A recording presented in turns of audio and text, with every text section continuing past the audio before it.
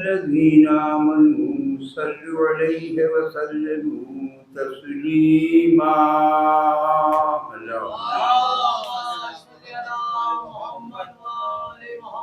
اللهم صل على محمد.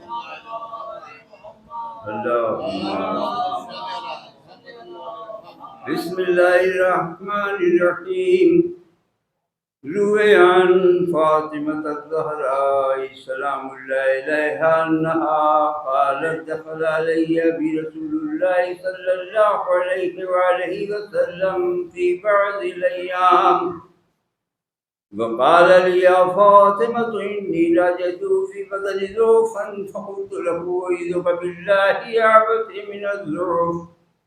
فقال يا فاطمة ائتيني بالكساء اليماني وغطيني به. قالت فاطمة سلام الله عليها فأتيته بالكساء وغطيته به وصرت أنظر إليه وإذا وجهه يتلألأ نورا كأنه البدر في ليلة تمامه وكماله.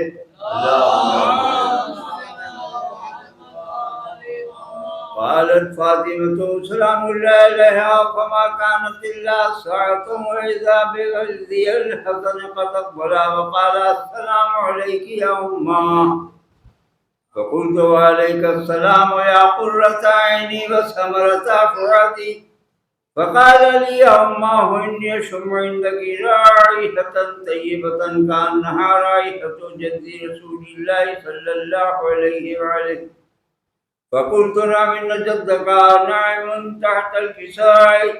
فأقبل الحسن نحو الكساء وقال السلام عليك يا جداه والسلام عليك يا رسول الله يتأذن لي ندخل معك تحت الكساء.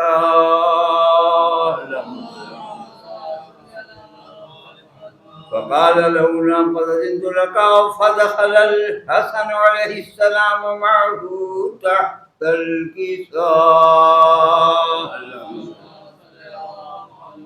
قالت فاطمة سلام الله عليها فما كانت إلا ساعة وإذا بولدي الحسين عليه السلام قد أقبل وقال السلام عليك يا أمه. فقلت عليك السلام يا قرة عيني وثمرة فؤادي. فقال يا أمه إني أشم عندك رائحة طيبة كأنها رائحة جد رسول الله صلى الله عليه وآله. فقلت نعم إن جدك وأخاك نائمان تحت هذا الكساء.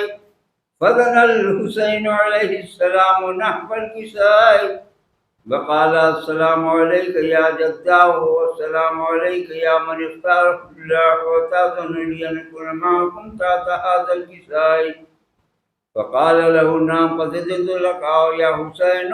فدخل معهم الحسين تحت الكساء.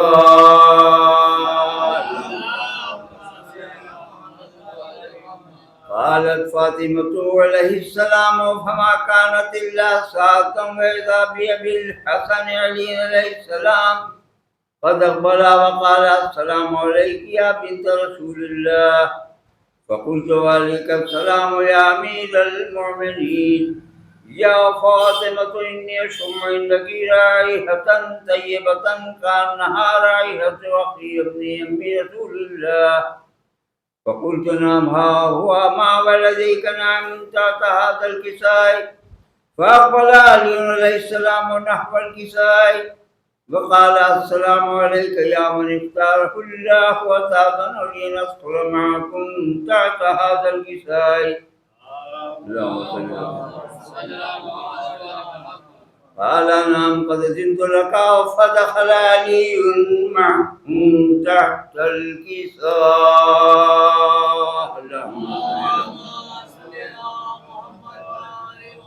قالت فاطمة سلام الله عليها ثم أقبلت نحو الكساء وقلت السلام عليك يا أبتاه والسلام عليك يا رسول الله أتأذن لي ندخل معكم تحت هذا الكساء. قال نعم قد أذنت لك. فدخلت معهم تحت الكساء.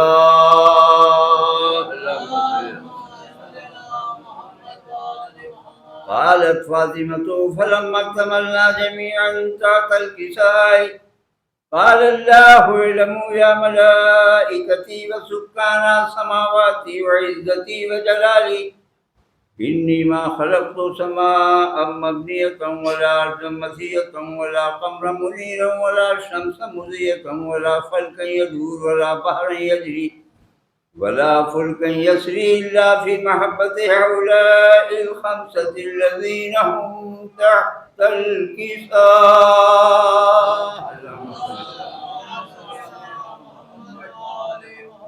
فقال جبريل عليه السلام يا رب ومن تحت الكساء؟ قال الله تعالى هم أهل بيت النبوة ومعدن الرسالة وهم فاطمة وأبوها وبعلها وبنوها. اللهم فقال جبريل يا ربي يتأذن لي أن أهبط إلى الأرض ليكون معهم سادسا. فقال الله تعالى نعم قد أذنت لك. فبطل منه جبريل وأقبل نحو الكساء فقال السلام عليك يا رسول الله. السلام عليك يا من اختاره الله. إن الله عز وجل يقرئك السلام ويخصك بالتحية والإكرام ويقول لك وعزتي وجلالي إني ما خلقت سماء مبنية ولا أرضا مسية ولا قمرا منيرا ولا شمس مضية ولا فلكا يدور ولا بحرا يجري ولا فلكا يسري إلا لأجلكم ومحبتكم وقد أذن لي أن أدخل معكم تحت هذا الكساء فهل تأذن لي أنت يا رسول الله أن أدخل معكم؟ فقال قد أذنت لك. فدخل جبريل معهم تحت الكساء.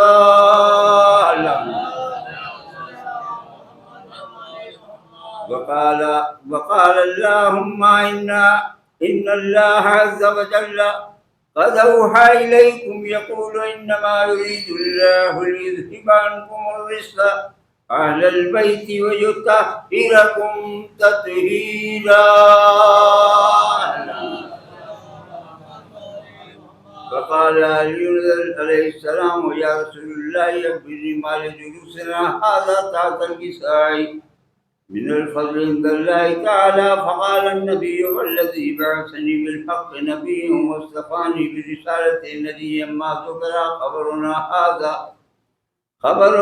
هذا من محافل أهل الأرض وفيه جم من شيعتنا ومحبنا إلا ونزلت عليهم الرحمة وحفت بهم الملائكة واستغفرت لهم إلى أن يتفرقوا.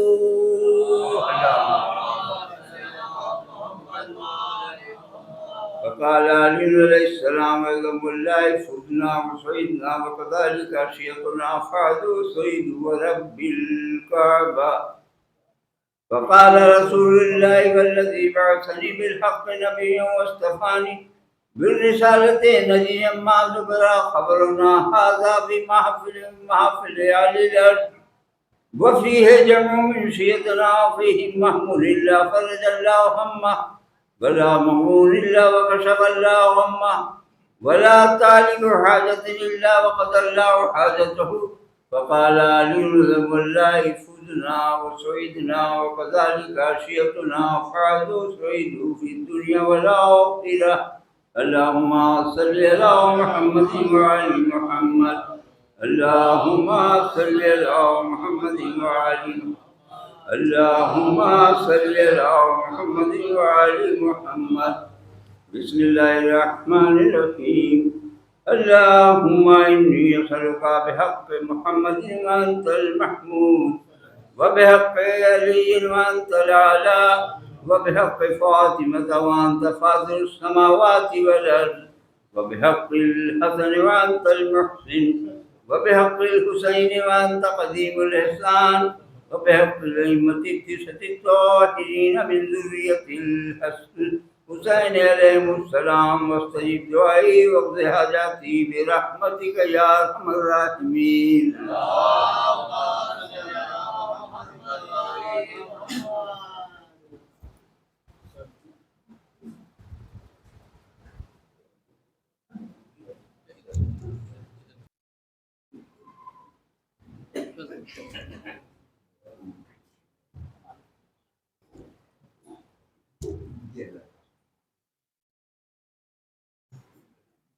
بابا زمان علیہ السلام.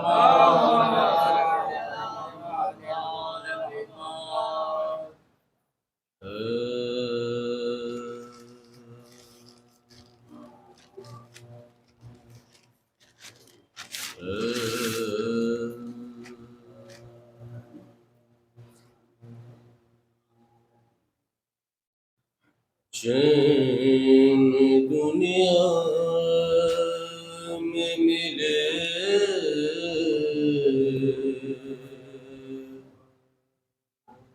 راحت عقبا مل جائے. چار سے سمجھ ہوئی تھی. چین دنیا میں ملے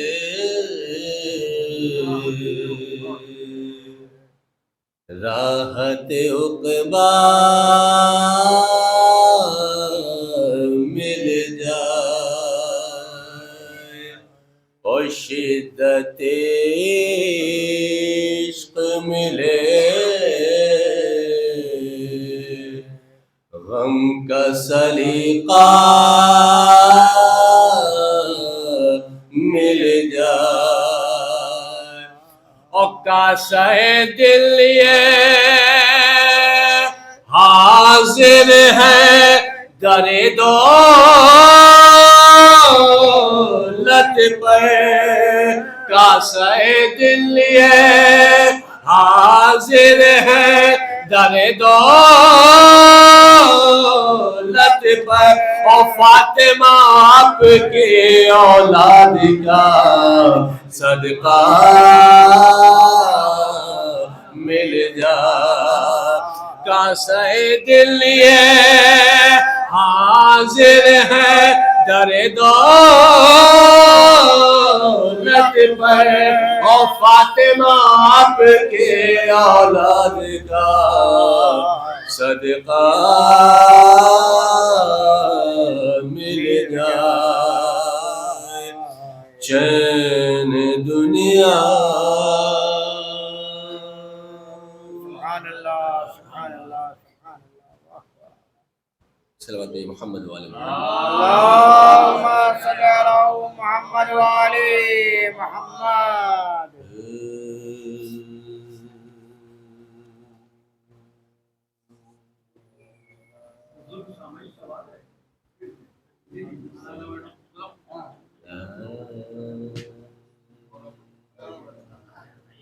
نہیں جائیے بیٹھیے. بچے نہ گھبرائیں. آپ لوگ بیٹھیے دیے. بہت اچھے. آپ ہی لوگ ابھی آگے لے کے چلنا ہے. سنیے ہمیں اور پڑھیے بھی گا. ایسے پڑھیے گا بھی آپ لوگ چل کے. ہاں.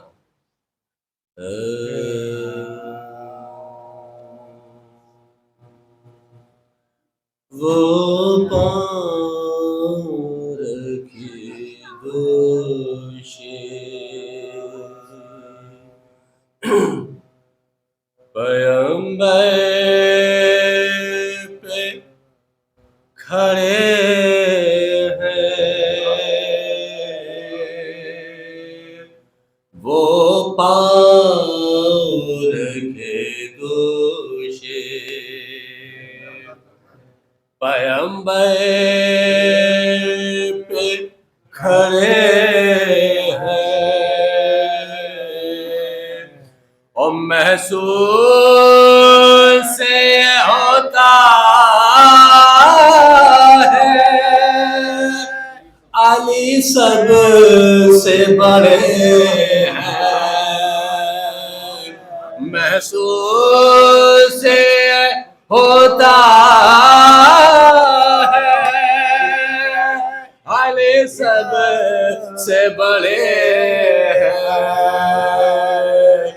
وہ پار کے دوشے پیمبر پہ کھڑے ہیں. ایک ان کی کس کو اٹھاؤ گے روایات کے सहारे किस किस को उठाओगे, रिवायात के सहारे और तारीख के कूड़े में बहुत लोग पड़े हैं, किस किस को उठाओगे, रिवायात के सहारे तारीख के कूड़े में बहुत लोग पड़े हैं, वो बार के दो سبحان اللہ.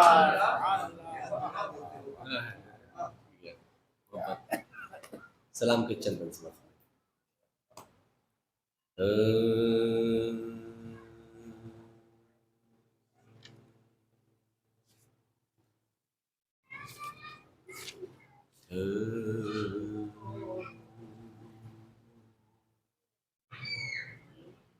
تیرا لباس شریعت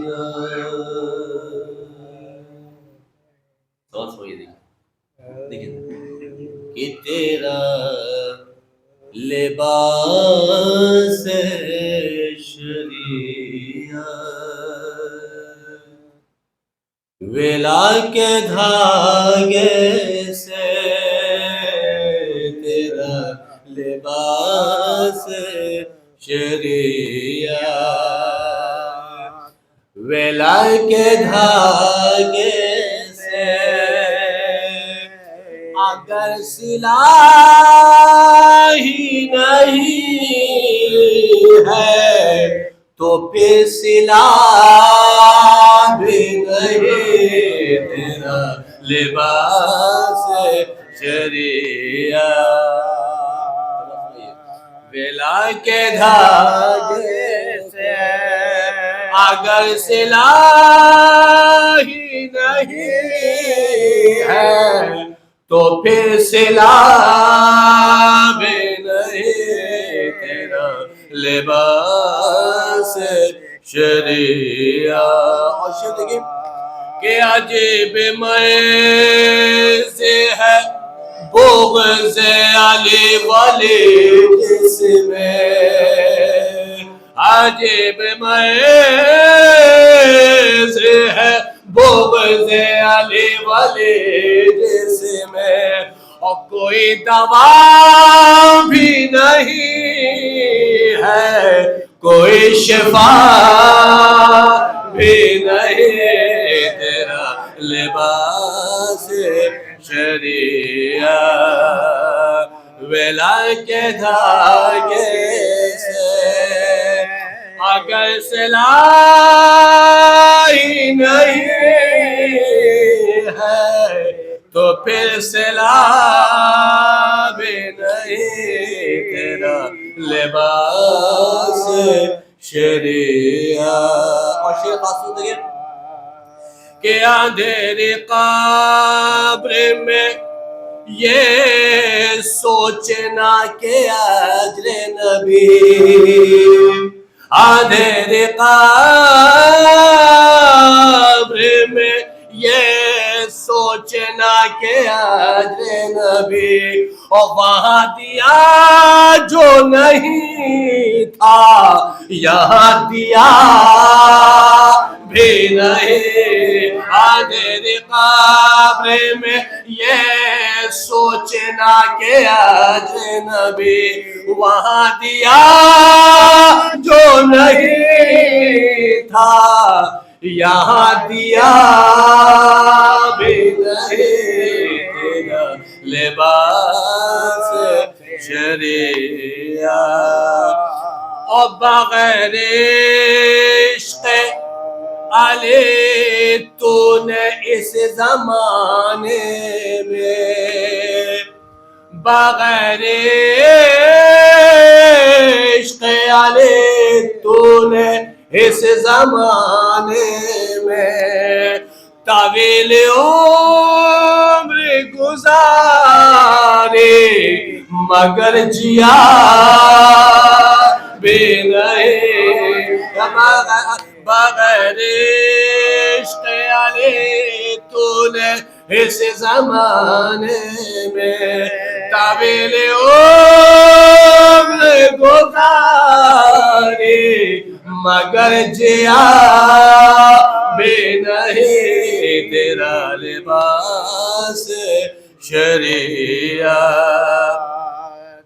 والے والے کے عدو اور کیا سزا ہو تیری علی والے کے عدو اور کیا سزا ہو تیری صلی محمد والے محمد اللہم صلی علی محمد علی والے کے عدو اور کیا سزا ہو تیری علی والے کے عدو اور کیا سزا ہو تیری اور نماز پڑھے بھی رہا ہے مگر ادا بھی نہیں علی والے کے عدو اور کیا سزا ہو تیری اور نماز پڑھے بھی رہا ہے مگر ادا بھی نہیں تیرا لباس شریعت اور آپ سے دیکھیں اور جیسے علی کے محبت میں موت آ جائے جیسے علی کے محبت میں موت آ جائے اور وہ شخص مر بھی گیا ہے مگر مرا بھی نہیں جیسے علی کے محبت میں موت آ جائے اور وہ شخص مر بھی گیا ہے مگر مرا بھی نہیں تیرا لباس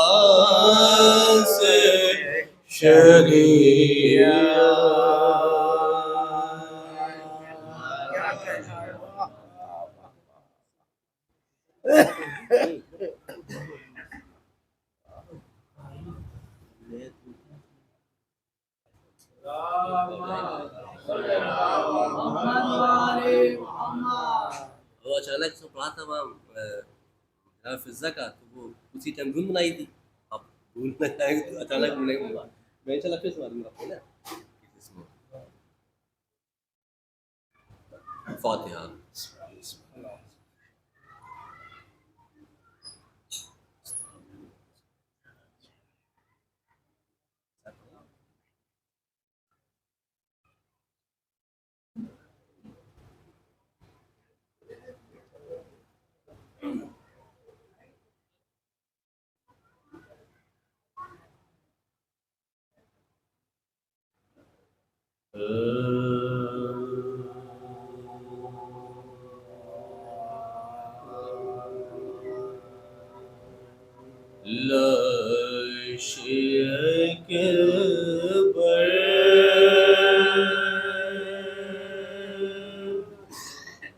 جو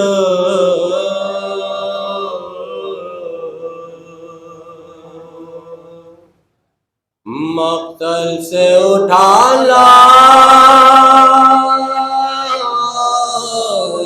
حسین لاش اکبر کے جو مقتل سے اٹھا لائے حسین نوجوان کو صف اول سے اٹھا لائے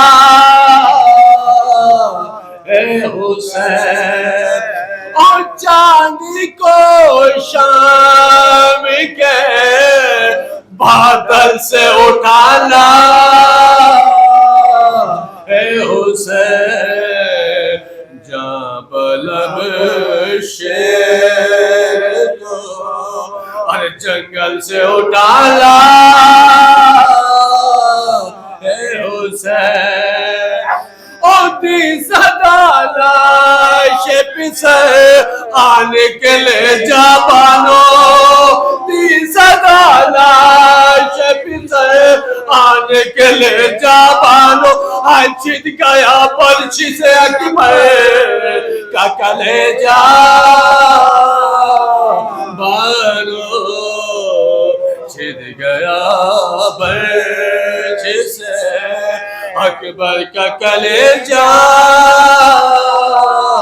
بانو اور دیکھ لیا آخری دیدار پہ سر مرتا ہے سامنے آنکھوں کے یہ نور نظر مرتا ہے اب کوئی دام تیرا رشک قمر مرتا ہے منہ سے باہر زبان تشنہ جگر مرتا ہے ہائے دم حسینے میں رکا زخموں سے خون جارے ہے دم حسینے میں رکا زخموں سے خون جارے ہے ارے ہائے بانو تیرے گھر لوٹے کی تیار ہے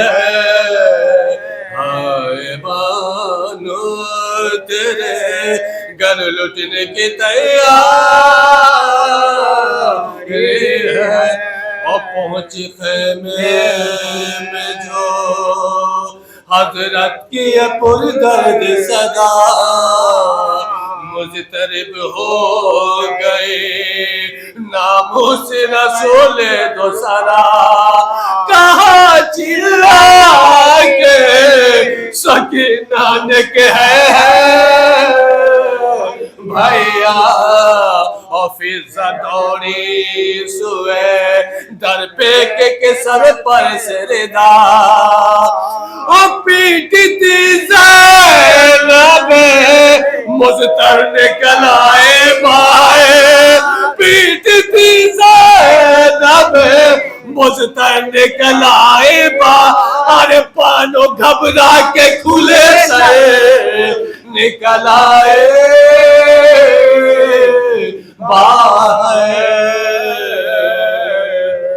لاش کے سبحان اللہ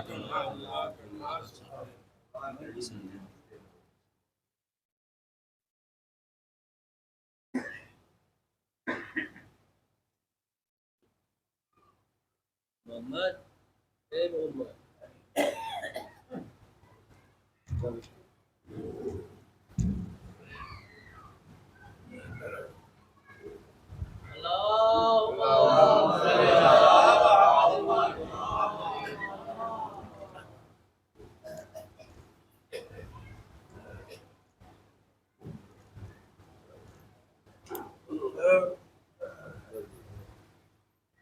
فاتحہ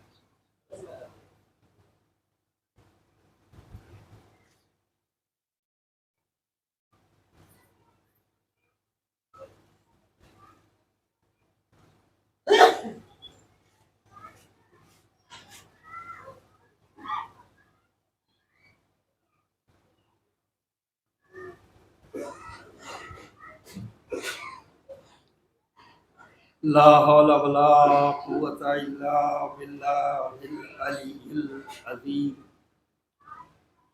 أعوذ بالله السميع العليم من الشيطان اللعين الرجيم بسم الله الرحمن الرحيم الحمد لله الذي هدانا لهذا وما كنا لنهتدي لولا أن هدانا الله لقد جاءت رسل ربنا بالحق والصلاة والسلام والتحية والإكرام على النبي الأمي القرشي الفتح السراج المزيد الملقب بالطه وياسين محبوب رب المشرقين والمغربين جد الحسن والحسين أبي القاسم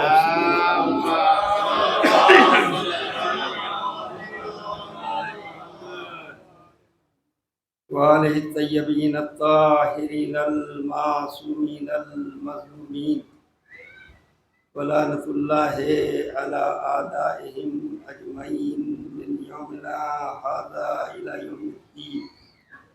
أما بعد فقد قال الله سبحانه تبارك وتعالى في كتابه المجيد والفرقان الحميد وقوله الحق بسم الله الرحمن الرحيم إنا هديناه السبيل إما شاكرا وإما كفورا. صلوا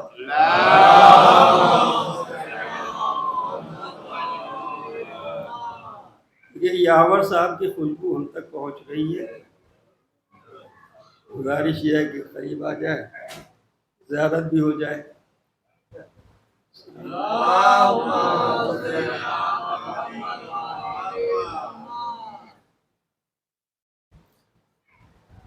عزیزان گرامی, قرآن مجید کی سورہ دہر کی یہ کریمہ جس کو میں نے آپ کے سامنے عنوان کے طور پر پیش کیا, اور ظاہر سی بات ہے کہ مسلسل سلسلہ ہے جو مجلسوں کا جاری اور ساری ہے, اور یہی سلسلہ ہے کہ جو ہم کو دنیا میں زندگی گزارنے کے طریقے سلیقے اسی عزاداری سے ملتے ہیں. اور یہ عزاداری ایک ایسی عبادت ہے کہ ہم یہ دیکھتے ہیں کہ کوئی بھی عبادت میں آپ کو یہ شرط شاید نہیں ملے گی. نماز سب سے بڑی عبادت ہے, لیکن نماز جماعت سے ہو کا ثواب زیادہ ہے. لیکن اگر کوئی جماعت سے نہیں پڑھ رہا اور گھر پر فرادہ نماز ادا کر رہا ہے تو نماز جیسی اہم عبادت اکیلے پڑھنے کے بعد عبادت ہو جائے گی, نماز ہو جائے گی. روزہ آپ کو تنہا رکھنا ہے, حج آپ کو تنہا رکھنا ہے, یعنی یہ وہ عبادتیں ہیں جو آپ تنہا انجام دیں تو اس عبادت میں کوئی فرق نہیں پڑتا. لیکن عزاداری امام حسین وہ عزا ہے, وہ عبادت ہے کہ جو انفرادی نہیں ہو سکتی. کیا بات ہے. اس میں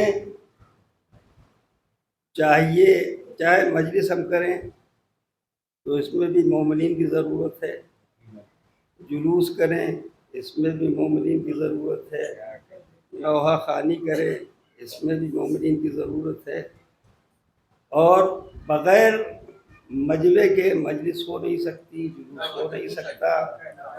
اس کے معنی یہ عبادت ادھوری رہ جائے گی اگر آپ انفرادی گھر میں بیٹھ کر عزاداری کریے تو عزاداری کا لطف ختم ہو جائے گا, وہ فیض آپ تک نہیں پہنچے گا. تو یہ عزاداری جو ہے ایسی عبادت ہے جو مومنین کے بغیر نہیں ہو سکتی. اور جب مومنین یکجا ہو کے بیٹھیں گے تو یہ بیٹھنے میں ہی شرط ہوگی کہ جب ہم آپ کی شکل دیکھنا نہیں چاہتے، جب ہم آپ سے گفتگو کرنا نہیں چاہتے، جب ہم آپ سے ملنا نہیں چاہتے، تو ایک فرش پہ بیٹھے کیسے؟ اچھی فکر ہے. اس کے معنی یہ ہے کہ عزاداری جو ہے یہ جوڑنے کا کام کرتی ہے، توڑنے کا کام نہیں کرتی۔ عزاداری کرنا ہے تو جڑ کر بیٹھنا پڑے گا اور مل کر عزاداری کرنا پڑے گی، اور یہ عزاداری معمولی عبادت بھی نہیں ہے۔ دیبل جیسا شاعر اگر مرثیہ کہہ کے آ رہا ہے امام کی خدمت میں اور کہہ رہا ہے کہ مولا میں نے آپ کے جد کے لیے مرثیہ کہا ہے، امام نے کہا کہ ٹھیک ہے، فرش بچھوا دیا امام نے، فرش اعلیٰ بچھا دیا، پردہ ڈال دیا گیا، عورتیں ادھر ہو گئی، مرد ادھر ہو گئے، اصحاب بیٹھ گئے، اور دیبل سے اب امام نے کہا کہ وہ جو مرثیہ تم نے ہمارے جد کے لیے کہا ہے اس کو پڑھو۔ تو دیبل نے سوچا کہ امام موجود ہے فرش اعلیٰ پر، تو کھڑے کھڑے مرثیہ پڑھ دیا جائے۔ یہ جسارت دیبل نہیں کرنا چاہتے تھے کہ امام موجود ہو اور وہ منبر پر چلے گئے، تو کھڑے ہو کر انہوں نے جب پڑھنا چاہا تو امام نے کہا کہ نہیں دیبل، تو منبر پر جا کر ہمارے دیش کا مرثیہ پڑھو۔ دیبل نے ہاتھ جوڑے، مولا یہ جسارت میں نہیں کر سکتا۔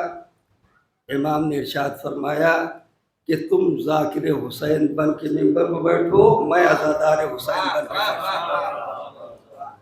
اس کے معنی عزادار کی بڑی اہمیت ہے، عزادار بن کے بیٹھنا یہ بہت بڑی عبادت ہے، اور اس سے بڑی نعمت ہم نے کہیں نہیں دیکھی ہے۔ اور یہ جو عزاداری جیسی اہم عبادت ہم انجام دے رہے ہیں،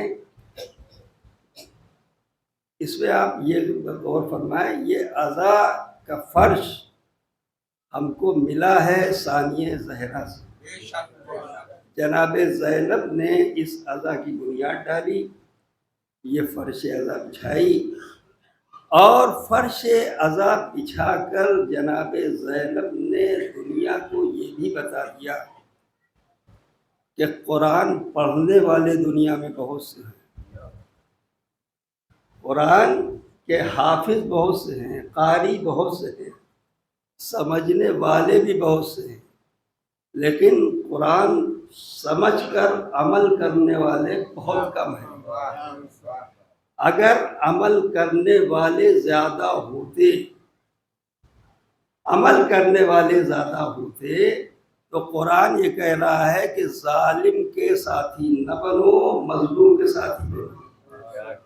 قرآن کہتا ہے ظلم نہ کرو، بلکہ ظلم سہو بھی نہیں۔ قرآن یہ کہتا ہے کہ سچے رہو، قرآن یہ کہہ رہا ہے کہ امانت داری کرو۔ تو قرآن مجید کے احکام، اگر قرآن مجید کو اللہ کی کتاب مانا گیا ہوتا اور اس کو سمجھا گیا ہوتا تو آج ایک ملک ہے جس کے بارے میں ساری مجلسوں میں تذکرہ ہو رہا ہے کہ بچوں پر ظلم ہو رہا ہے، عورتوں پر ظلم ہو رہا ہے، رہنے والوں پر ظلم ہو رہا ہے۔ اچھا، یہ ظلم ہو رہا ہے، اور اس ظلم کو دیکھنے والے 56 ممالک جو اپنے کو مسلمان کہلاتے ہیں، اگر انہوں نے قرآن کو سمجھا ہوتا، قرآن پر عمل کیا ہوتا، تو کم سے کم یہ ظلم کرنے کی جسارت کوئی نہ کرتا۔ جناب زینب نے بس یہی کام کیا کہ فرش عزا کی عظیم نعمت دے کر جناب زینب نے دنیا کو دکھا دیا کہ دیکھو قرآن کے پڑھنے والے اور ہیں، قرآن کے حافظ اور ہیں، قرآن کو اللہ کی کتاب صرف ماننے والے اور ہیں، قرآن کو قرآن سمجھ کر اس پر عمل کرنے والا کوئی اور ہے۔ یہ مجمع کی تفریق بتائے گی کہ کون قرآن کا ماننے والا ہے اور کون قرآن کی طرف کرنے والا ہے. ایک مرتبہ سلوات.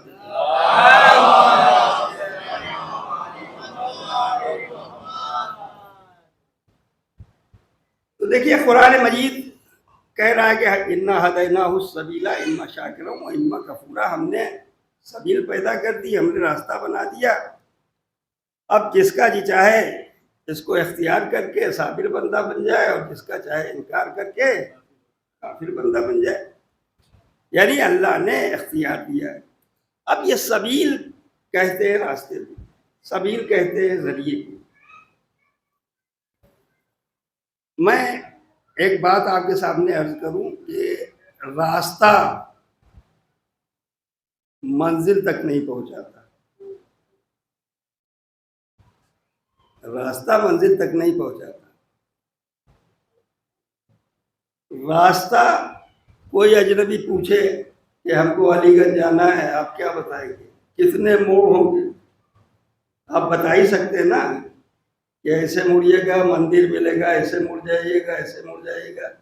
ہو سکتا ہے کہ آپ نے بالکل صحیح راستہ بتایا ہو, لیکن چلنے والا راستہ گم کر سکتا ہے, بھول سکتا ہے, منزل تک نہیں پہنچتا. قرآن بھی راستہ بتاتا ہے. قرآن راستہ بتاتا ہے.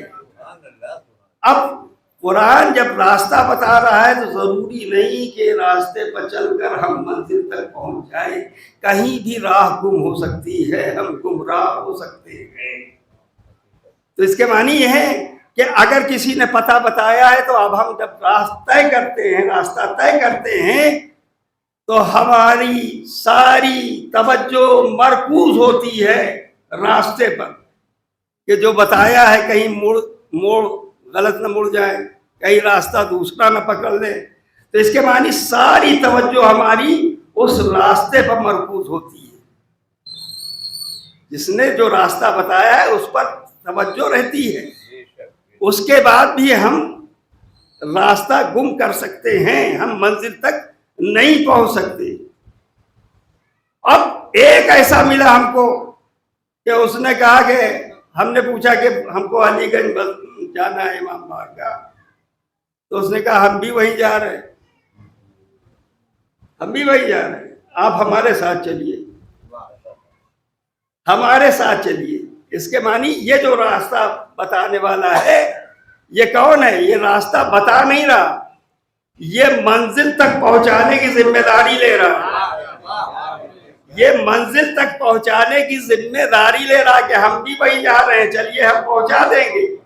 اس کے معنی یہ ہے کہ اب جب ہم راستہ چلیں گے اس کے ساتھ تو ہماری نظر راستے پر نہیں ہوگی, ہماری نظر اس رہبر پر ہوگی. ہماری نظر رہبر پر ہوگی کہ یہ کدھر جا رہا ہے. یعنی سارا توجہ ہمارا دھیان اس رہبر پر مرکوز ہوگا. کیوں؟ کیونکہ وہ منزل تک پہنچائے گا. اب سمجھ میں آ گیا کہ قرآن راستہ بتاتا ہے, اہل بیت منزل تک پہنچائے. ایک مرتبہ سلوات دی.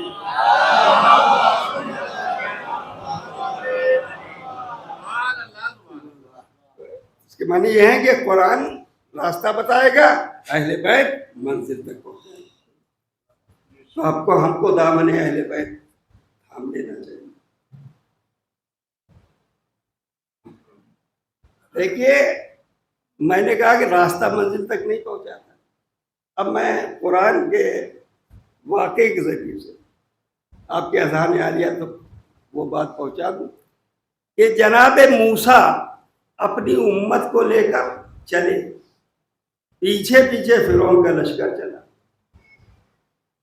ہے نا, فرعون کا لشکر چلا, اور بیچ میں جب دریائے نیل پڑ گیا تو اب وہی امت جو جناب موسیٰ کے ساتھ چل رہی تھی, جو جناب موسیٰ کے کلمہ پڑھ رہی تھی, جناب موسیٰ کو نبی کہہ رہی تھی, جب سامنے دریا دیکھا, پیچھے فرعون کا لشکر دیکھا, تو اس کے معنی امت تھی جناب موسیٰ کی, لیکن سب کے سب مومن نہیں تھے, سب کے سب مومن نہیں تھے. ورنہ قرآن مجید ان کے قول کو نقل کیوں کرتا؟ قرآن مجید نے ان کے قول کو نقل کیا کہ انہوں نے فوراً کہا کہ موسیٰ آپ نے تو پھنسا دیا، اب آگے جائے تو دریائے نیل میں ڈوب جائے، پیچھے مڑے تو فرعون کا لشکر مار دے۔ تو جناب موسیٰ نے ان کو سمجھایا گھبراؤ نہیں، اللہ کوئی راستہ پیدا کرے گا۔ ادھر حکم پروردگار ہوا موسیٰ اپنے عصا کو مارو، اور جب عصا کو مارا تو دریائے نیل میں راستہ بنا۔ یہ قرآن مجید کے لفظ ہیں۔ قوم بھی اتنی ہٹی کہ اس نے کہا کہ ہم ایک راستے سے نہ جائیں گے، ہم تو 12 قبیلے ہیں، یعنی ہر دھرم قوم ساتھ ساتھ چل رہی جناب موسیٰ کے امت موسیٰ میں۔ تو میں جو بات کہنا چاہ رہا ہوں وہ یہ ہے کہ وہ جو راستہ بنا تھا اسی راستے پر جناب موسیٰ آگے آگے پیچھے پیچھے امت، حالانکہ امت ہم نے کہا سب کے سب مومن نہیں، لیکن پیچھے پیچھے چلی تو چونکہ رہبری کر رہے تھے جناب موسیٰ، رہبر موسیٰ جیسا تھا، لہذا قوم اگر کم بھی ایمان میں تھی، درجے میں بھی کم تھی، معرفت میں بھی کم تھی، تو ہم نے دیکھا پورا راستہ جیسے موسیٰ نے پار کیا ویسے ہی دریائے نیل اس امت نے بھی پار کر لیا۔ تو معلوم ہوا کہ اگر رہبر صحیح ہے اور چلنے والوں میں کچھ کمی ہے تو گھبرانا نہ چاہیے۔ اب جس کا رہبر حسین جیسا ہو، ایک مرتبہ سلوات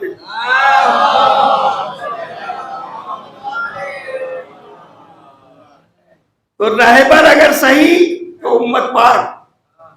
اب راستہ تو وہی بنا ہے جس پر امت موسیٰ پار کر گئی دریا۔ فرعون کا لشکر آ گیا، اس نے بھی دیکھا راستہ بنا ہوا ہے، راستہ تیار ہے، اور اس کی نگاہیں دیکھ رہی کہ ابھی ابھی امت موسیٰ پار کر گئی، اسی راستے پر فرعون بھی چلا، اس کا لشکر بھی چلا۔ حالانکہ فرعون کے ساتھ جو لشکر تھا ضروری نہیں ہے کہ سب کے سب کافر رہے ہو، اس میں کچھ مومن تھے، لیکن چونکہ رہبری فرعون کے ہاتھ میں تھی، رہبر فرعون تھا، لہذا جب رہبر غلط ہو تو اب ہم نے دیکھا کہ جیسے ہی دریائے نیل میں بیچ دھارے میں پہنچا پورا لشکر فرعون غرق ہو گیا۔ اب سمجھ میں آیا کہ رہبر اگر صحیح ہوتا ہے تو اگر ماننے والے کمزور بھی ہوں تو وہ بھی پار ہو جاتے ہیں، اگر رہبر غلط ہو تو ماننے والے کچھ بھی ہوں وہ بھی غلط۔ ایک مرتبہ صلوات دی۔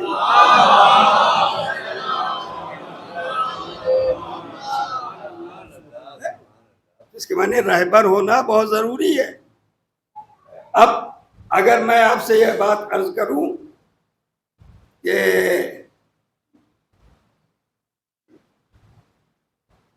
ایران عراق کی جنگ ہو رہی ہے، ایران اور اسرائیل کی، آپ برابر مجلسوں میں سنا ہوگا، اشرح مجالس میں اکثر مولویوں نے تذکرہ کیا ہے اس کا۔ جنگ ہو رہی، اسرائیل سے جنگ، ایران سے۔ ایران بظاہر کمزور، وہ سپر پاور ہے نا، اس کے معنی سپر پاور ہے۔ چونکہ جب فوج سے فوج لڑتی ہے تو فوج ہارتی بھی ہے، فوج جیتتی بھی ہے، لیکن جب کوئی فوج قوم سے لڑتی ہے تو قوم نہیں ہارتی۔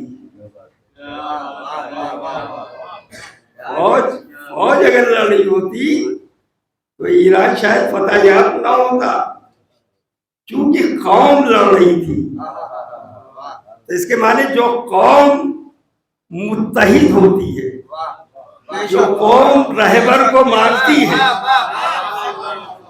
جو قوم رہبری پر اعتقاد رکھتی ہے وہ کامیاب و کامران ہوتی ہے۔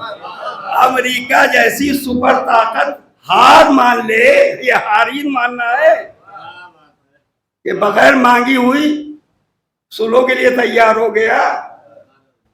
اچھا، اسی ہندوستان کے ایک بہت بڑے قومی لیڈر ہیں مسلمانوں کے، بہت پہلے انہوں نے کہا تھا کہ شیعہ قوم تو دوربین سے بھی دکھائی نہیں پڑتی۔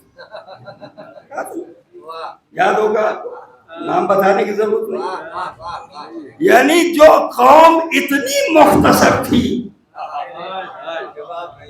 جو قوم اتنی مختصر تھی کہ دوربین سے ان صاحب کو دکھائی نہیں پڑ رہی تھی، آج پوری کائنات میں وہی مختصر قوم،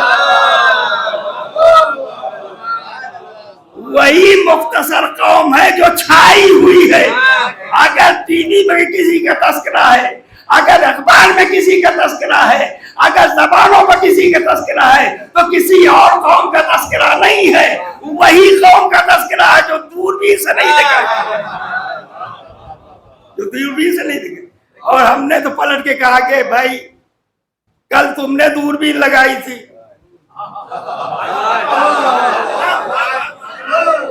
کل تم نے دوربین لگا کے دیکھا تھا، شیعہ دکھائی نہیں پڑ رہے تھے، آج ہم نے دوربین لگائی کہ 56 ملک میں کوئی مسلمان دکھائی نہیں۔ صاحب ایمان لکھ جائے، اس کے معنی 56 ممالک ہیں، کوئی مسلمان نظر نہیں آتا۔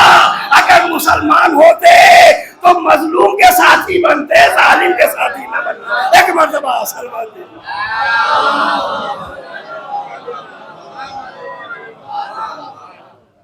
ہے نا، اس کے معنی یہ حقیقت ہے، یہ ایک حقیقت ہے جو اس کو ماننا پڑے گا۔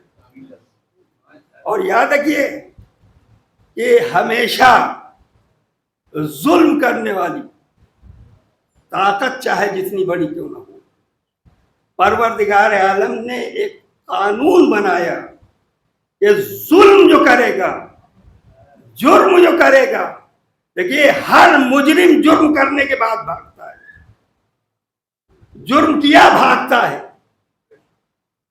جرم کرنے کے بعد کھڑا نہیں رہتا۔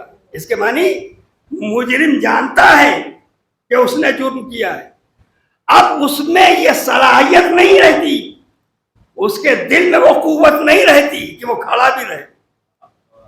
مجرم ہمیشہ جرم کرنے کے بعد بھاگتا ہے، بھاگتا ہے۔ لیکن آپ اگر غور کریں، جرم کیا ہے، چوری کی ہے، آیا ہے مولا کائنات کے پاس، یا علی ہم نے چوری کی، پاک کر دیجئے۔ اچھا بھاگ جاتا؟ اس کے معنی اگر رہبر اچھا ہو تو جرم کرنے والا بھی بھاگتا نہیں ہے، اپنے جرم کو عفو کرانے کے لیے، معاف کرانے کے لیے وہ در علی پر آیا، یا علی ہم سے جرم ہو گیا، ہم سے خطا ہو گئی۔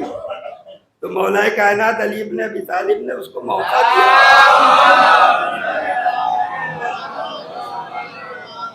کیا کوئی وجہ رہی ہوگی، چلا جا، واپس چلا گیا، دوسرے دن پھر کھڑا ہے، یا علی آپ حج جاری کر دیجئے، مجھ کو اس لائق بنا دیجئے کہ میں جنت کا منہ دیکھ سکوں۔ پھر آج علی نے واپس کر دیا، تیسرے روز پھر آ گیا، یا علی کیا آپ نہیں چاہتے کہ میں بھی جنت جاؤں؟ مولا نے کہا اس کی انگلیاں کاٹ لو۔ تیسرے روز علی نے اس کی انگلیاں کٹوا دی، اب کٹا ہوا ہاتھ لے کر چلا۔ اب یہی ہے خاصیت اہل بیت کے ماننے والوں کی، چاہنے والوں کی، کہ سزا پانے کے بعد کٹا ہوا ہاتھ لے کر جب بازار میں نکلا تو قصیدہ پڑھ رہا ہے علی ابن ابی طالب، کیا کہنا میرے مولا کا، مجھ کو جہنم سے آزاد کر دیا، مجھ کو گناہوں سے پاک کر دیا، مجھ کو اس لائق بنا دیا کہ میں بھی جنت کا مستحق بن جاؤں. یہ قصیدہ پڑھا سر بازار. لوگ آئے، یا علی جس کے ہاتھ کاٹے، جس کی انگلیاں کاٹی، وہ سر بازار قصیدہ پڑھ رہا ہے. امام حسن علیہ السلام کو بھیجا مولا کائنات نے، جاؤ چچا کو بلا کے جاؤ. یعنی مجرم ہے، بلانے کے لیے کس کو بھیجا؟ امام حسن. آیا تو مولا نے اس کی کٹی ہوئی انگلیوں کو کٹے ہوئے حصے پر رکھ کر کچھ زیر لب پڑھا. اس کا ہاتھ صحیح اور سالم ہوا، جڑ گئی انگلیاں. جب جڑ گئی تو اس نے کہا کہ یا علی یہ کیا؟ اگر جوڑنا ہی تھا تو کاٹا کیوں؟ جوڑنا ہی تھا تو کاٹا کیوں؟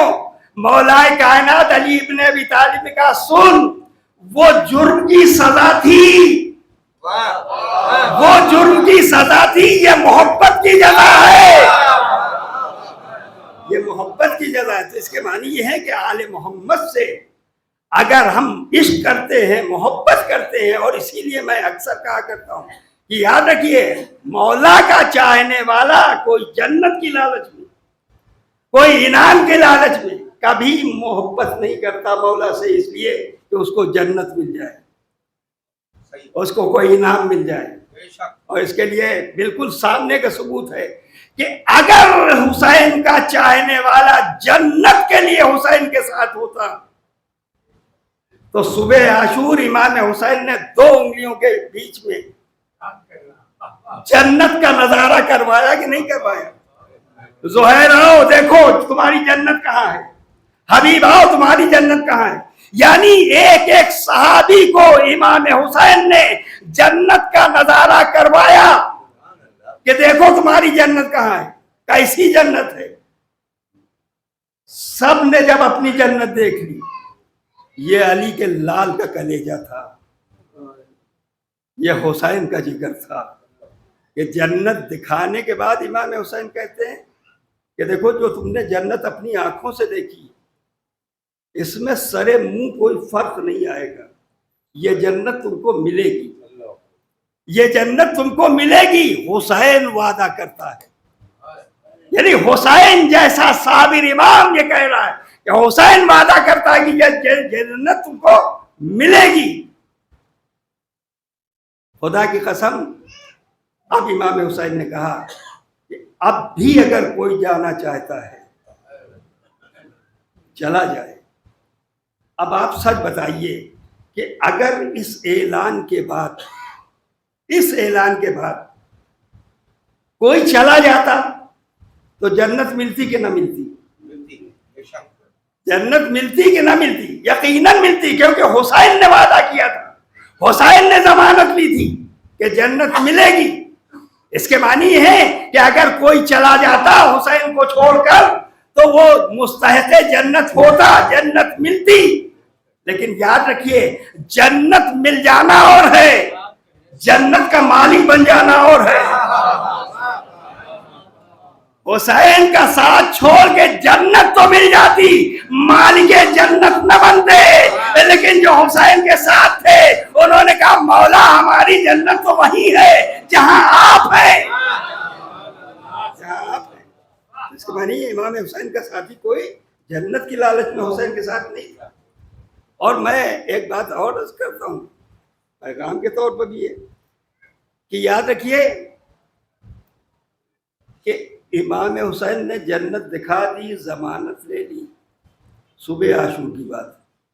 اب ظہر کے وقت اگر نماز کا وقت آئے تو اب جو جنت دیکھ چکے ہیں، گویا جنت پا چکے ہیں، اب ان کو کیا ضرورت تھی کہ ظہر کی نماز پڑھیں؟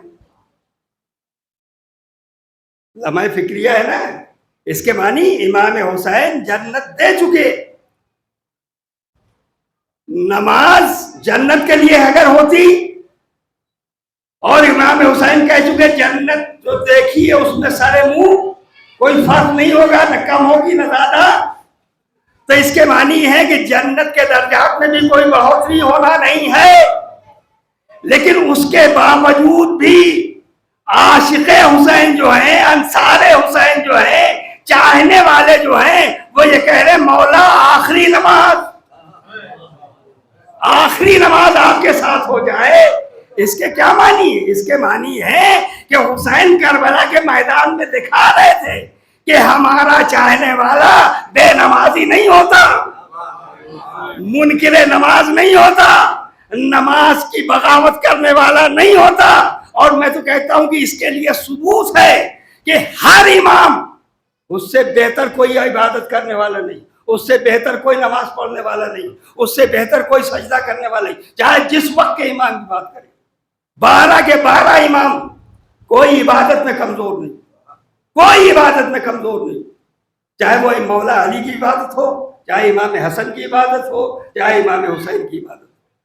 لیکن اگر آپ فرق محسوس کریں تو یہی کیوں سید سجاد ہی کے لیے کیوں ہے کہ یہ زین العابدین ہے، سید سجاد ہی کے لیے کیوں ہے کہ یہ سید الساجدین ہے؟ یعنی ہر امام جب عبادت کے اعتبار سے کوئی کم نہیں ہے تو کسی اور کا لقب سید الساجدین کیوں نہیں، کسی اور کا لقب زین العابدین کیوں نہیں؟ اس لیے نہیں کہ سب سے بڑا آزادار اگر کوئی کائنات میں ہے تو وہ سید سجاد ہے۔ سید سجاد چونکہ سب سے بڑا آزادار ہے، لہذا پروردگار عالم نے یہ القاب بھی دیے تو اسی کو دیے جو سب سے بڑا آزادار تھا، کہ یہی سید الساجدین ہے، یہی زین العابدین ہے۔ یہ اشارہ ہے قدرت کا کہ یاد رکھو آزادار وہ ہوگا جو نمازی بھی ہوگا، سجدہ گزار بھی ہوگا، عبادت کرنے والا بھی ہوگا۔ ایک مرتبہ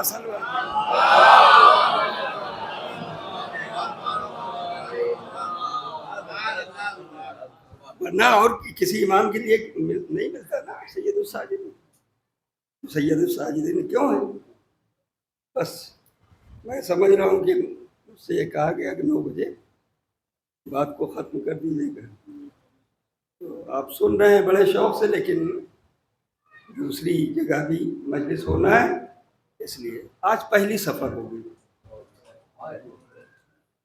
یہ کہہ دینا بہت آسان ہے کہ آج پہلی سفر ہے، آپ سوچ سکتے ہیں نا، جانے والے 40 کے لیے نکلے،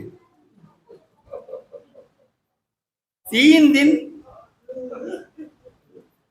دن میں کربلا پہنچ جاتے ہیں لوگ نجف سے، 3 دن میں پیروں کو برم آ جاتا ہے، 3 دن میں ہاتھ پیر جواب دینے لگتے ہیں، اور یہ اس عالم میں ہے کہ جب جگہ جگہ کھانے کا بھی انتظام ہے، جب جگہ جگہ پانی کا بھی انتظام ہے، خدمت کرنے والے خدمت کر رہے ہیں، کوئی پیر دبا رہا ہے۔ لیکن اب آپ سوچئے کہ کربلا سے کوفہ 3 دن میں سفر ختم ہو گیا، لیکن جب 15 محرم سے سفر جاری ہوا شام کی طرف، تو یہ پہلی سفر تک اہل بیت علیہم الصلوۃ والسلام، عالم یہ ہے کہ آپ تو اگر 40 باغ پہ جاتے ہیں نا تو کہیں بیٹھ کر پانی بھی مل جاتا ہے، سایہ بھی مل جاتا ہے، لیکن آپ کے سامنے میں عرض کروں کہ جب یہ قافلہ روکا جاتا ہے تو شمر ملعون انتظام یہ کرتا ہے کہ اپنے حیوانوں کے لیے، جانوروں کے لیے شامیانے لگاتا ہے، گھوڑے اونٹ اس شامیانے میں کھڑے کیے جاتے ہیں، لیکن اسی جلتی ہوئی دھوپ میں ہمارا چوتھا امام، ہماری شہزادی سکینہ اسی عالم میں۔ عزادارو، اب آپ اندازہ لگائیے کہ 15 دن سے زیادہ کا سفر اہل حرم کے لیے کتنا تکان والا ہو، لیکن بس عزادارو میں نے مجلس کو تمام کر دیا۔ تاریخ لکھتی ہے کہ جب یہ قافلہ کوفے کے بازار سے گزر رہا تھا تو مالک اشتر کی بیٹی، کسی نے ریحانہ نام لکھا ہے، کسی نے شکیلہ نام لکھا ہے، نام سے کوئی اصل ختم نہیں ہوتا، ریحانہ سے ہی، کہ جناب ریحانہ بھی رہتی شہزادی کی حیثیت سے رہ رہی، ان کو پتہ نہیں ہے کہ امام حسین پر کیا گزر گئی. بس روایت سن لیجیے، بات کو ختم کر دیں. کیا گزر گئی نہیں معلوم. ایک روز ریحانہ بیٹھی ہوئی اپنے گھر میں، اپنی کنیز کو قریب بلایا، چند درہم و دینار دیے، ایک فہرست دی کہ یہ فہرست لے جا کر بازار کوفہ سے کچھ جنس خرید لا. کنیز وہ جنس لیے ہوئے، وہ فہرست لیے ہوئے، وہ درہم و دینار لیے ہوئے بازار کوفہ میں اس وقت آئی جب یہ لوٹا ہوا اہل حرم کا قافلہ بازار کوفہ میں داخل ہو رہا تھا. عزادارو بس آپ متوجہ ہیں، سن لیجئے. تاریخ نے لکھا کہ اس کنیز نے جب اس لٹے ہوئے قافلے کو دیکھا تو دیکھا کچھ نورانی سر ہیں جو نوکے نیزہ پر بلند کیے گئے. کھڑی ہو کر سروں کو بڑے غور سے دیکھنے لگی. جو طویل نوکے نیزہ پر سر تھا تو اس نے جب کان لگایا تو اس نے سنا کہ وہ سر تلاوت کلام پاک کر رہا ہے، قرآن مجید کی تلاوت کر رہا ہے. مہو ہو گئی اس سر کی تلاوت کو سننے میں. آنکھوں سے آنسو جاری ہے. حسین کے جملے اس کے دل پر اثر کر رہے ہیں. قرآن پاک کی تلاوت کر رہے ہیں امام حسین. وہ نہیں جانتی کس کا سر ہے. روتی ہوئی، اب بھول گئی کہ کس وجہ سے وہ بازار میں آئی تھی، روتی ہوئی واپس گھر گئی.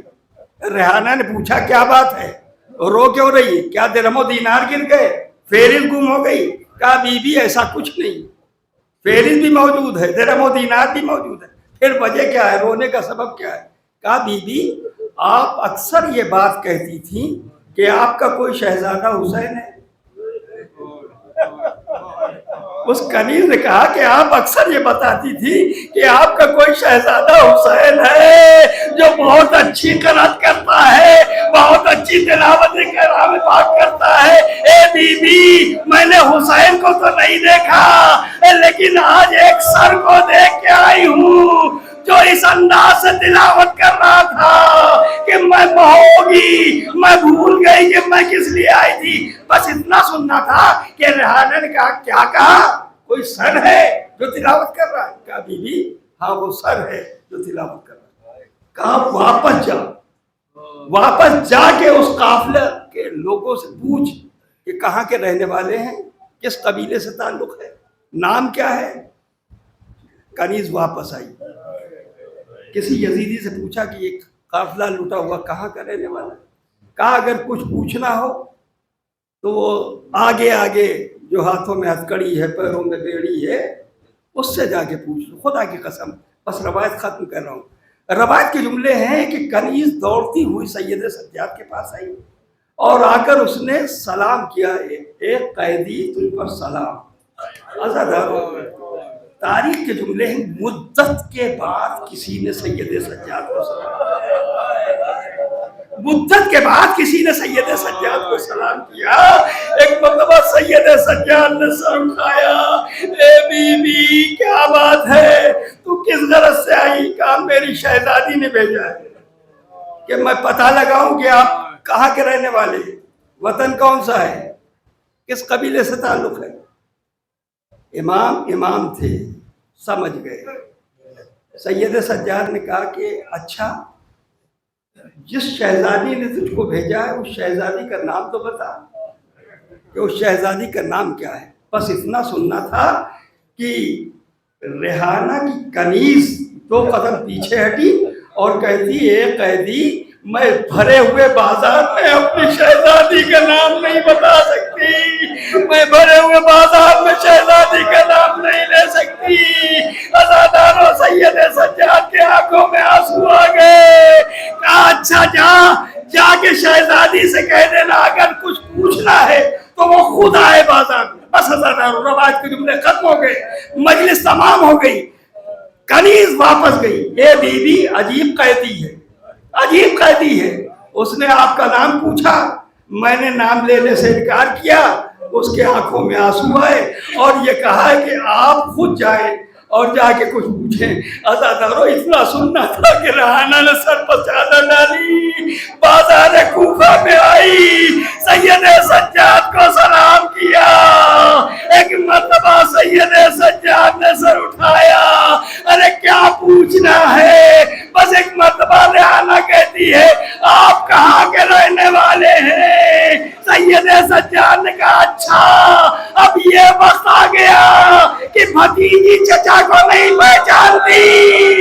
ارے ریحانہ میں علی ابن الحسین، میں زین العابدین.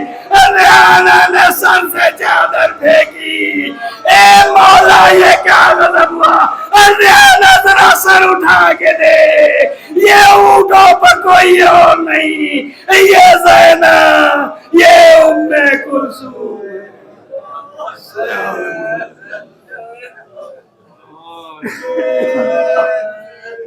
ظلم من قلبی قلبون.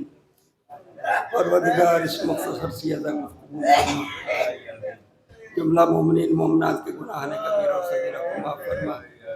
جہاں جہاں شیعہ نے حیدر کرار ماترداران حسین عزاداران حسین ہیں ان کی جان مال عزت ان کی محافظت فرما. پروردگار پرچم اسلام کو سربلندی عطا فرما اور لشکر اسلام کو فتح یاب کامرانی عطا فرما. پروردگار امام کا ظہور دل فرما اور ہم سب کو ان کے اعوان و انصار میں شامل فرما. آمین یا رب العالمین. ماتم حسین.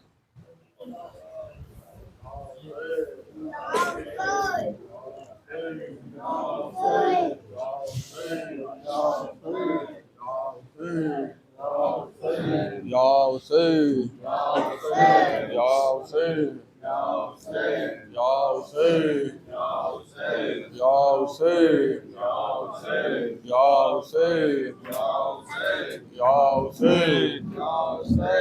یا حسین یا حسین یا حسین زندہ ہے ابھی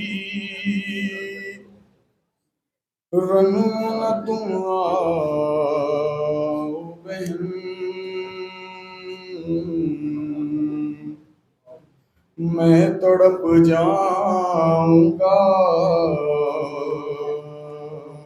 تم خود کو نہ تڑپاؤ بہن. انجاؤ اب بالی سکینہ کو بھی بہلاؤ بہن. ہم میرے مقتل کی بلندی سے چلی جاؤ بہن.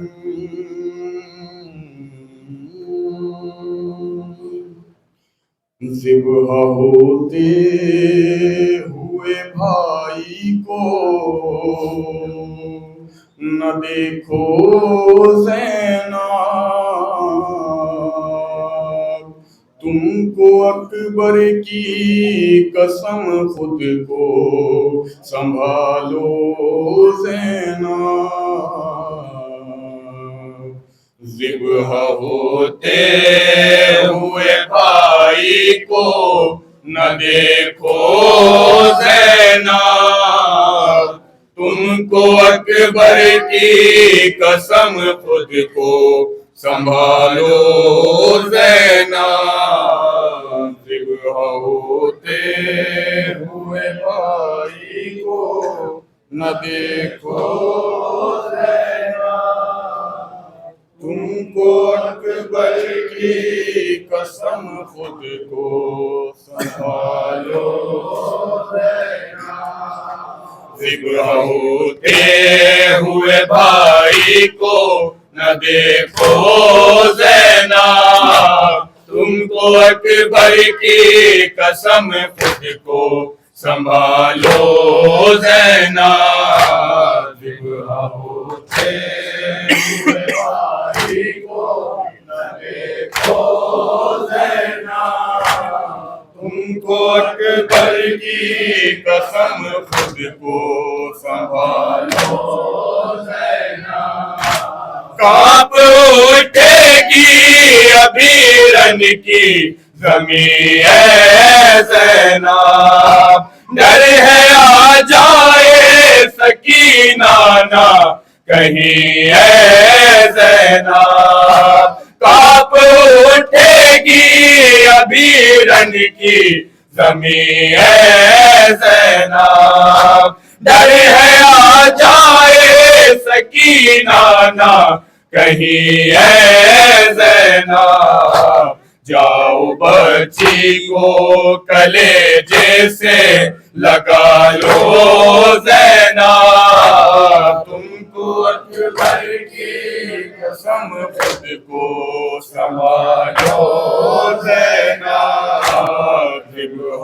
ہوتے ہوئے بھائی کو نہ دیکھو زینب، تم کو اکبر کی قسم خود کو سنبھالو زینب، قاضیانوں کی اذیت کو سہو گی زینب، میری میت پہ بھی تم رونا سکو گی زینب، قاضیانوں کی اذیت کو سہو گی زینب، میری میت پہ بھی تم رونا سکو گی زینب، جاؤ کچھ دیر ابھی بیٹھے کہ رو لو زینب، تم کو اکبر کی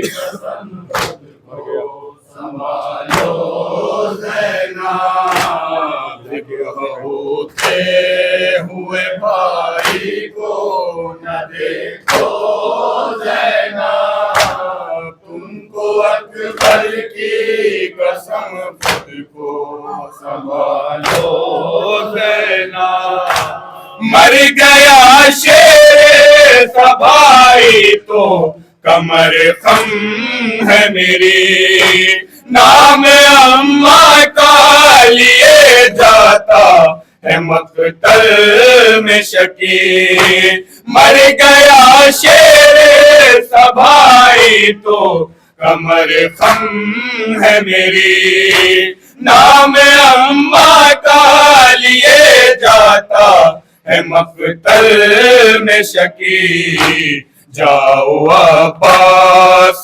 کی میت پہ یہ بولو زینب، تم کو اکبر کی قسم خود کو سنبھالو زینب، ذبح ہوتے ہوئے بھائی کو نہ دیکھو زینب، تم کو اکبر کی قسم خود کو سنبھالو زینب، آگے اس دشت مصیبت میں ہوئی بربادی، ہم نے سوچا تھا کہ اکبر کی رچے گی شادی، آگے اس دشت مصیبت میں ہوئی بربادی، ہم نے سوچا تھا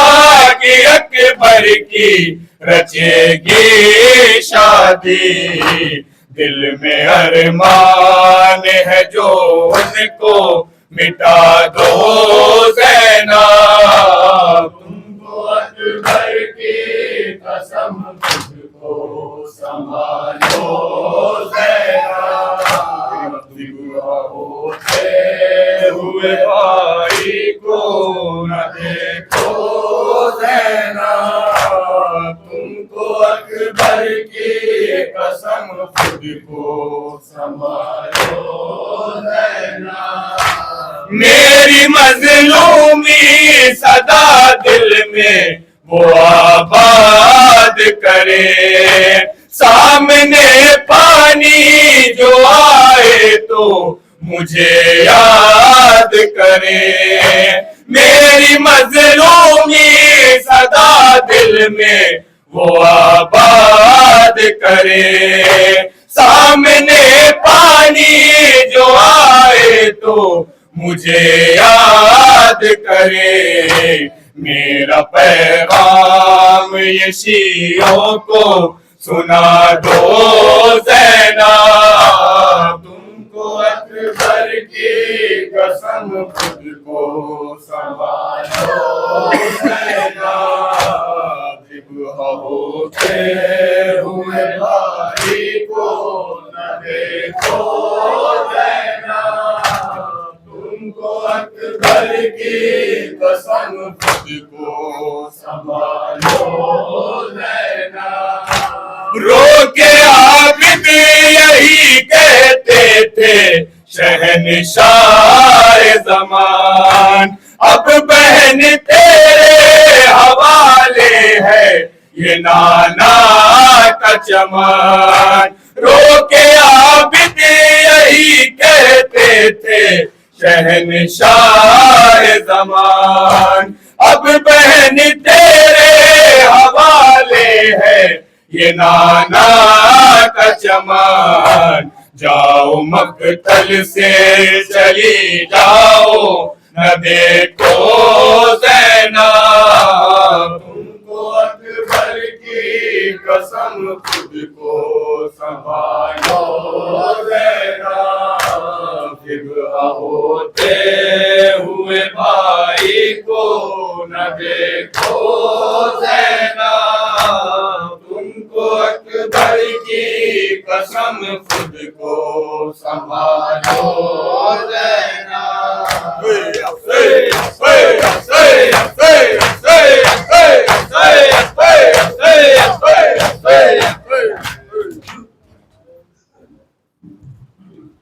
السلام علیکم یا ابا عبداللہ، السلام علیکم یا ابن رسول اللہ، السلام علیکم ولا جدک و ابیک، السلام علیکم ولا امک و اخیک، السلام علیکم ایمت الطاہرین ملیک، السلام علیکم وعلی المستشہدین معک جميعا ورحمۃ اللہ وبرکاتہ، السلام علیکم یا غریب الغربا، السلام علیکم یا معین الضعفاء والفقراء، السلام علیکم یا شمس الشموس، السلام علیکم یا انیس النفوس ایھا المدفون بعرض الفوس، السلام علیکم یا مغشیات الزوار فی یوم الجزا، السلام علیکم یا مولانا ابو الحسن علی ابن مسعود ورحمۃ اللہ وبرکاتہ، السلام علیکم یا مولانا صاحب العصر والزمان الامان الامان الامان، السلام علیکم یا خلیفۃ الرحمن، السلام علیکم یا شریک القرآن، السلام علیکم یا مظل الایمان، السلام علیکم یا سلطان عرب رجم، السلام علیکم یا امام زماننا ھذا اللہ تعالی فرجک